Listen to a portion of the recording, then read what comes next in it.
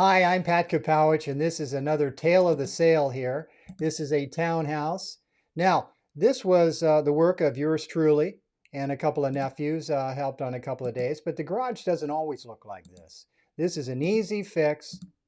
Now, this is your typical garage, right, in America. Let's store everything here and not take advantage of this great space. So typically 10 feet wide, 18 feet long for a one car. This one had a storage locker.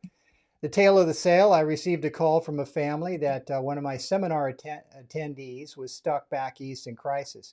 Now right here, look at this. This is a fire hazard. Fairly new vent right behind a new washer dryer set. Luckily we caught that so the new owner would not have a fire hazard and dry the clothes quickly. Now here I am doing a swing shift. Let's get this ready. That's nephew number 4, I believe. And now we are preparing a main feature of the house, a garage here in Silicon Valley. That's nephew number 3. We are loading up the work wagon for loads to the dump. Nice to have a storage locker.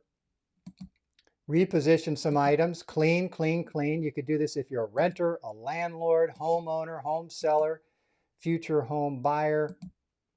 Easy work. Now that is concrete garage floor paint.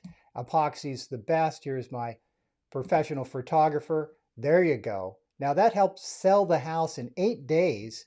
And the seller back east in crisis received a check for $125,000. Now this property is about 50 feet from 8 lanes of expressway right by downtown San Jose. Now, of course, in Silicon Valley, in California, we have a lot of documentation. You see that stack on top is the homeowner documents. On the west part of Silicon Valley, we started the process of having all the inspections and disclosures up front. And of course, I always have an artist rendering. I'm Pat Kapowich, a certified real estate brokerage manager here with more tips from the residential real estate arena. We will see you next time.